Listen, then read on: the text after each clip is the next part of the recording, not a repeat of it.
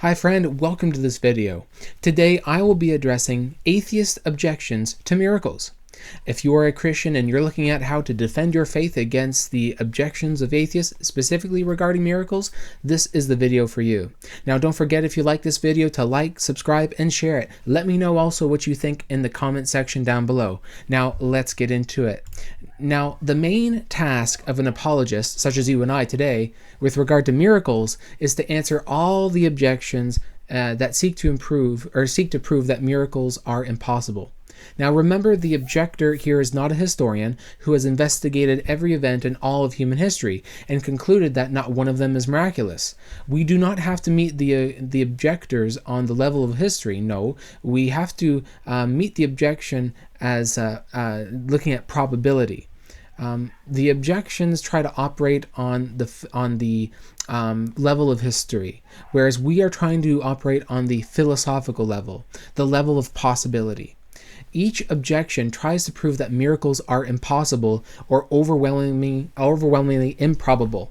If miracles are impossible, then they are not actual, and if no miracles ever actually happened, then Christianity is false. This is the premise that they are trying to push on you as the Christian. Now, for the fundamental claims and doctrines of Christianity, they are not all miracles, okay? When you look at even some of the foundationals, or I should say, maybe let me check my claim here for a minute.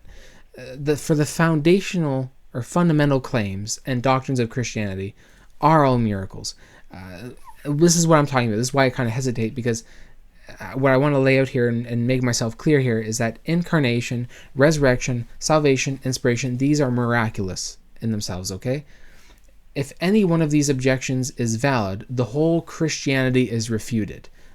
So the first objection is that miracles violate the principle of the uniformity of nature. The reply to this is, what is meant by the uniformity of nature?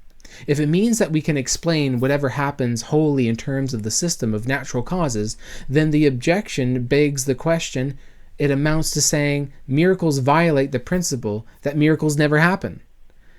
Now, another objection, the second objection I would like to highlight, is that a miracle by definition, they may say a miracle by definition must violate some law of nature, and therefore must be a maximally improbable event. But then it is always more likely that the event never really occurred as described or remembered, or that it did not really violate the law of nature or laws of nature. So how would we reply to this objection? A miracle does not violate the laws of nature any more than a school principal violates the schedule of classes by canceling gym for a special assembly. Violations take place whenever someone who has to follow up or uphold an established order fails or refuses to do so. The creator of the universe has authority over all creation. It is truly odd to call his suspending this or that regularly observed sequence a violation, as if it were something he should feel guilty or embarrassed about. God is God. He has control. He can suspend and regulate things as he wants. A miracle violates nothing. When one happens, God has mercifully modified the schedule of the day. Praise God. I like when God modifies the schedule of the day. Now, my second reply is that why are miracles called maximally improbable? Well, they are certainly unusual, but how do we know whether they are likely to happen or not? Only if we have already decided whether or not it is likely that God exists or that he would ever work a miracle. So that's my second reply. Now on to the third objection, which is my final objection that atheists will use against Christians such as you and I. The third objection is, how can we ever know that it is God and not a mere God, lowercase god, or even a demon, who is responsible for this or that striking intervention in the natural order of things? Well, how do we know? Well, here's the reply. Here again, context is crucial. Context.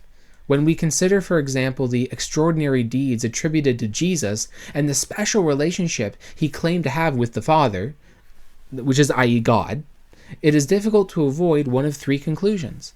Either Jesus was a sincere lunatic, or demonic fraud, or he really was the Son of God, and his extraordinary deeds were in the fullest sense miracles. And by the way, Jesus is fully God, so he can perform miracles and he can change the schedule of the day.